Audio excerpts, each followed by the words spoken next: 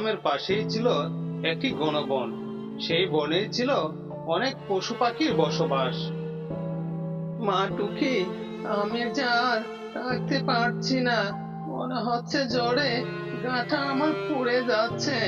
মা, একটু ধৈর্য ধরো, আমি খবরদার দাদাকে বলে আসছি অটো নিয়ে আসতে। আমি তোমাকে ডাক্তারের কাছে নিয়ে যাব। টুকি, টুকি, আমি গাড়ি নিয়ে এসেছি। এই তো মা, কবুতর দাদা গাড়ি নিয়ে চলে এসেছে। চলো, আমরা এখন ডাক্তারের কাছে যাব। তারপর টুকি তার মাকে নিয়ে চললো ডাক্তারের কাছে। ডাক্তার বাবু, আমার মা 2 দিন থেকে জ্বর, জ্বর কোনো মতেই ভালো হচ্ছে না। ঠিক আছে, আমি দেখছি। তারপর ডাক্তার টুকির মাকে দেখলো। দেখে ডাক্তার বলছে, কোনো সমস্যা নেই, আমি কিছু ওষুধ লিখে দিচ্ছি, এগুলো খেলেই তোমার মা সুস্থ হয়ে যাবে।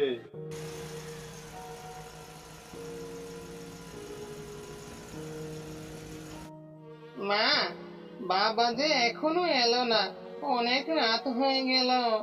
আজ যদি বাবা আসে, আমি বাবার সাথে রাগ করে কথাই বলবো না। না মা, এমন কথা বলতে নেই। তোমার বাবা হচ্ছে একজন ডাক্তার, আর এই বনে তোমার বাবা ছাড়া আর কোনো ডাক্তার নেই। তাই তো সে অনেক ব্যস্ত থাকে আর আসতে দেরি হয়। ঠিক আছে, আমি তোমার বাবাকে ফোন করে দেখি। হ্যালো, তুমি শুনছো? তোমার মেয়ে যে তোমার উপরে অনেক রাগ করে আছে, তুমি কখন ফিরবে? এই তো, আমি চেম্বার থেকে বের হয়েছি, এখনই ফিরবো। তুমি সাবধানে ফিরো, দিনটাও যে দেখছি ভালো না, মনে হয় জ্বর আসবে। হ্যাঁ, তুমি ফোনটা রাখো, আমি এখনই চলে আসছি। তারপর সে মোটর সাইকেল নিয়ে চলতে শুরু করলো। কিছু দূর যেতে সে শুনতে পেল কে যেন কান্না করছে। কোথায় থেকে মনে হচ্ছে কান্নার আওয়াজ শুনতে পাচ্ছি, মনে হচ্ছে ওই দিক থেকে আসছে। গিয়ে দেখি তো। গিয়ে দেখলো একটি জলপুরি কান্না করছে। ওরে বাবা, গলায় যে কাঁটা ঢুকেছে, আমি যে এখন আর কিছু খেতেও পারছি না, মনে হচ্ছে আমি এখনই মারা যাব। এ তো দেখছি একটি জলপুরি ছটফট করছে। কি হয়েছে তোমার জলপুরি, তুমি কান্না কেন করছো? আমার গলায় একটা কাঁটা ঢুকেছে, এখন আর আমি কিছু খেতেও পারছি না, খুব যন্ত্রণা করছে। তুমি টেনশন করো না, আমি একজন ডাক্তার, আমি এখনই তোমার গলার কাঁটা বের করে দিচ্ছি। তারপর ডাক্তার গলার কাঁটা বের করে দেয়।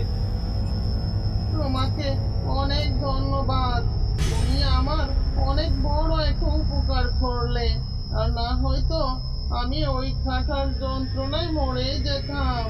তোমার যদি আমাকে কোনো প্রয়োজন হয়, তুমি এখানে এসে ডাকলে আমাকে পাবে।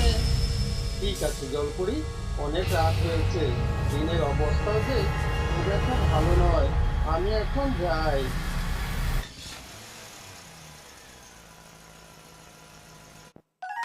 টুকিও তার বন্ধুরা খেলা করছিল। এমন সময় টুকি দেখতে পেল আকাশে একটা গাছ ভেসে বেড়াচ্ছে, আর সেই গাছের উপরে একটা সুন্দর বাড়ি। ওই দেখ দেখ, এই যে আকাশে একটা গাছ ভেসে বেড়াচ্ছে, আর গাছটার মধ্যে দেখছি খুব সুন্দর একটা বাড়ি। তাই তো রে, তাই তো দেখছি, ওই গাছের মধ্যে অনেক সুন্দর একটা বাড়ি, মনে হয় এটা পরিদের বাড়ি। ওই বাড়ির মধ্যে থাকতো একটা ডাইনি। তখন সে বলতে লাগলো, আমার যে খুবই ক্ষুধা লেগেছে, আমার এখন নরম নরম খাবার খেতে হবে, খুবই ক্ষুধা লেগেছে। আর তখনই ডাইনি দেখতে পেল টুকিও তার বন্ধুরা মাঠে খেলা করছে। এই, ওই তো পেয়েছি, পাখির বাচ্চারা ওইখানে খেলা করছে, তাদের মাংসগুলো খুব নরম হবে। আর তখন ডাইনি আকাশ থেকে সে নিচে নামতে শুরু করলো।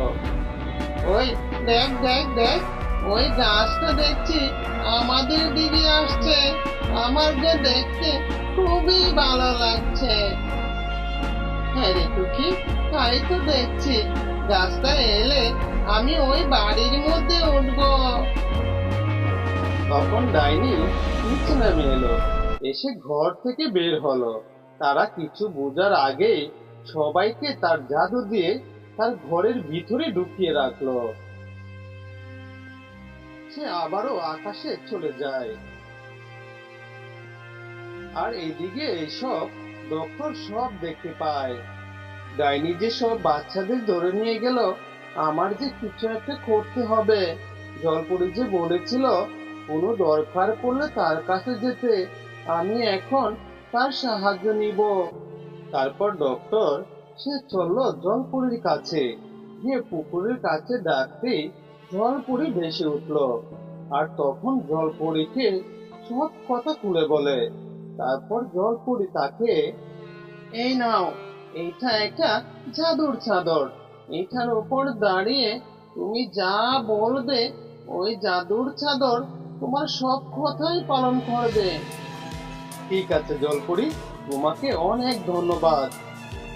তারপর জলপরি এখান থেকে চলে গেল। হে জাদুর চাদর, আমাকে তুমি ওই ডাইনি রাক্ষসের বাড়িতে নিয়ে চলো। ডক্টরের কথা মতো জাদুর চাদর সে উঠতে শুরু করলো। হ্যাঁ হ্যাঁ হ্যাঁ হ্যাঁ হ্যাঁ, এখন আমি সব কয়টাকে খাবো। ছোট পাখির মাংস খুব সুস্বাদু হয়। হ্যাঁ হ্যাঁ হ্যাঁ হ্যাঁ হ্যাঁ হ্যাঁ। ওই তো আমি ডাইনির বাড়ি দেখতে পাচ্ছি। জাদুর চাদর, তুমি আমাকে ওই বাড়ির কাছে নিয়ে চলো।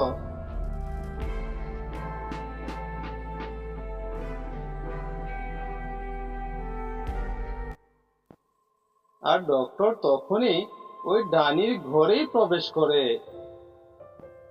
কে রে তুই?